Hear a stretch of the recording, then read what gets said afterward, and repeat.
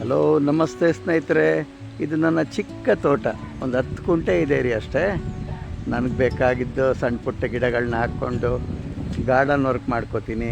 ಇದು ನನ್ನ ಮನೆ. ನನಗೇನು ಅವಶ್ಯಕತೆ ಇದೆ ಅಷ್ಟನ್ನು ಮಾತ್ರ ಮಾಡ್ಕೊಂಡಿದ್ದೀನಿ. ಸೊ ಇದೆಲ್ಲ ಗಾರ್ಡನ್ನು, ಇದೆಲ್ಲ ನನ್ನ ಗೆಸ್ಟ್ ರೂಮ್ಗಳು, ಮಕ್ಕಳೆಲ್ಲ ಇರೋವಂಥ ಗೆಸ್ಟ್ ರೂಮು.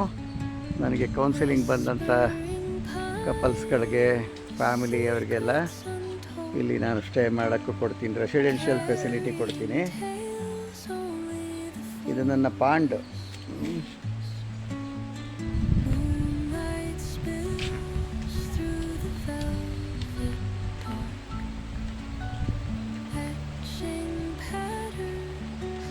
ಡಾಲಿ ಡಾಲಿ ಡಾಲಿ ಮಗನೇ, ಡಾಲಿ.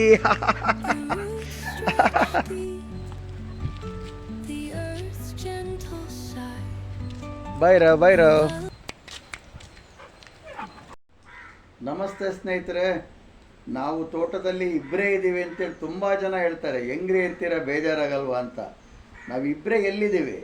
ನನ್ನ ಜೊತೆ ಒಂದು 250 ಅಳಿಲ್ಗಳಿದ್ದಾವೆ. ದಿನೇ ಜಾಸ್ತಿ ಆಗ್ತಾಯಿದ್ದಾವೆ. ಬೆಳಗಿನ ಸಂಜೆವರೆಗೂ ಚಿವ್ ಅಂತ ಇರ್ತವೆ. ಇನ್ನು ಸಾಯಂಕಾಲ ಆಯಿತು ಅಂದರೆ ಒಂದು 84 ಕಪೆರಾಯರಿದ್ದಾವೆ. ಎಲ್ಲ ಶೂಸ್ ಒಳಗೆ, ಮೂಲೆ ಪೊಟ್ರೆ ಒಳಗೆಲ್ಲ ಸಂಜೆ ಆಯಿತು ಅಂದರೆ ಕರಕರ ಅಂತ ಶುರು ಮಾಡ್ಕೋತವೆ ಮ್ಯೂಸಿಕ್ಕು. ಅದ್ರ ಜೊತೆಗೆ ಜೇರಿಗಳು, ಬಸವನಗಳು, ನನ್ನ ಕೊಳದಲ್ಲಿ ಎಲ್ಲ ಥರದ ಮೀನುಗಳಿದ್ದಾವೆ. 2 ಕಾಗೆ ಬಂದು ಮಾತಾಡ್ಸ್ಕೊಯ್ತವೆ.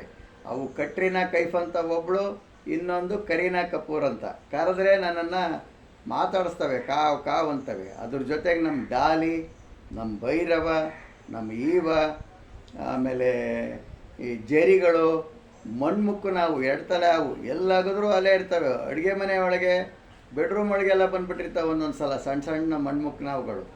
ಹಂಗಾಗಿ ಇಬ್ಬರೇ ಇದ್ದೀವಿ ಅಂತ ನನ್ನ ಬರ್ಡ್ ಸ್ಯಾಂಕ್ಚುರಿ ಹತ್ರ ಇರೋದ್ರಿಂದ ಎಲ್ಲ ಥರದ ಪಕ್ಷಿಗಳು ಇಲ್ಲಿಗೆ ಬರ್ತವೆ.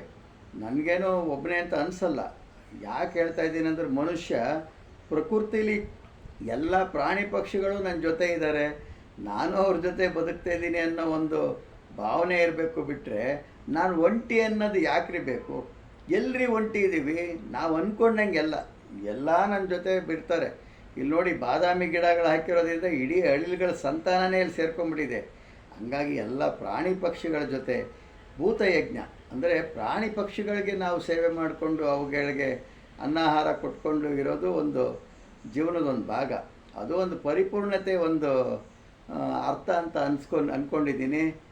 ಜಯ ಗುರುದತ್ತ. ಧನ್ಯವಾದ.